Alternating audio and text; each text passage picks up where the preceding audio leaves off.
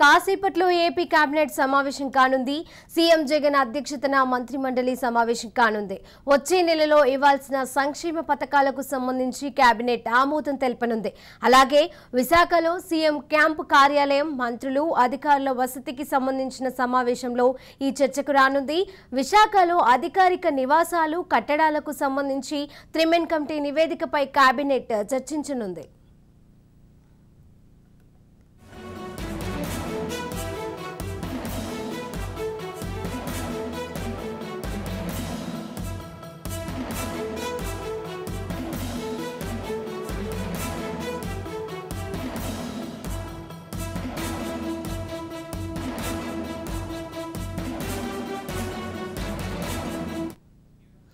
ఇదే అంశానికి సంబంధించిన పూర్తి అప్డేట్స్ మా ప్రతినిధి గాలిబ్ అందజేస్తారు. గాలిబ్, చెప్పండి, ఏపీ కేబినెట్ సమావేశం కానుంది. ఈ సమావేశంలో ఎటువంటి చర్చలకు దారితీస్తుంది?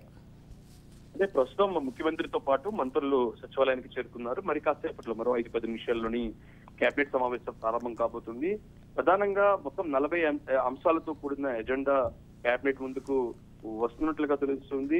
ఈ నేపథ్యంలోని పలు కీలకమైన అంశాలకు సంబంధించి కేబినెట్ ఆమోదముద్ర వేసే అవకాశాలు స్పష్టంగా కనపడుతున్నాయి.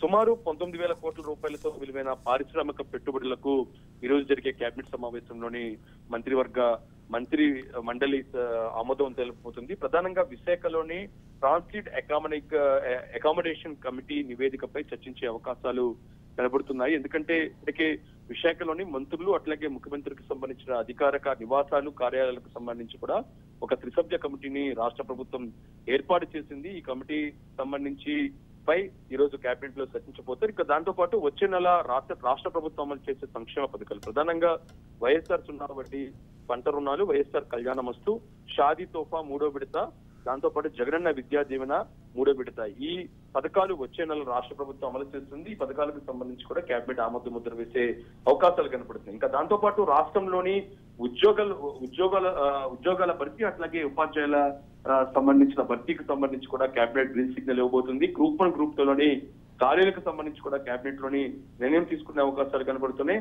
ఇంకా దాంతో పాటు జర్నలిస్టులకు సంబంధించి చాలా కీలక నిర్ణయాన్ని ఏపీ సర్కార్ తీసుకోబోతుంది. ఈ రోజు జర్నలిస్టుల ఇళ్ల స్థలాల కేటాయింపుపై కేబినెట్ కీలక నిర్ణయాలు తీసుకునే అవకాశాలు కనబడుతున్నాయి. ఇందుకు సంబంధించి మార్గదర్శకాలు సిద్ధం చేసేందుకు కూడా కేబినెట్ గ్రీన్ సిగ్నల్ ఇవ్వనట్లుగా తెలుస్తుంది.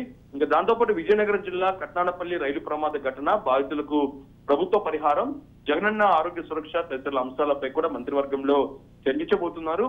ఈ అంశాలు అంటే కేబినెట్ కి సంబంధించి ఎజెండా పూర్తయిన తర్వాత విడిగా మంత్రులతోనే ముఖ్యమంత్రి సమావేశం నిర్వహించబోతున్నారు. ప్రధానంగా చంద్రబాబుకు బిల్, దాంతో పాటు ఆంధ్రప్రదేశ్ లోని తాజా రాజకీయ పరిణామాలు, దాంతో పాటు వైసీపీ ఇప్పటికే సామాజిక బస్సు యాత్రను రాష్ట్ర వ్యాప్తంగా చేపట్టింది. దానికి సంబంధించి కూడా ముఖ్యమంత్రి సమీక్ష నిర్వహించే అవకాశాలు కనబడుతున్నాయి.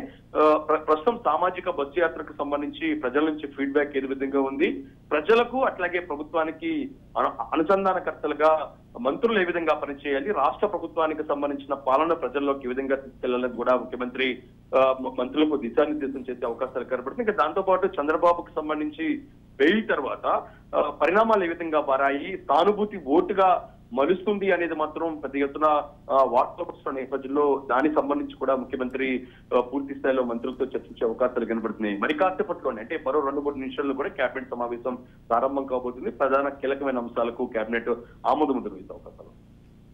Right, thank you Ghalib.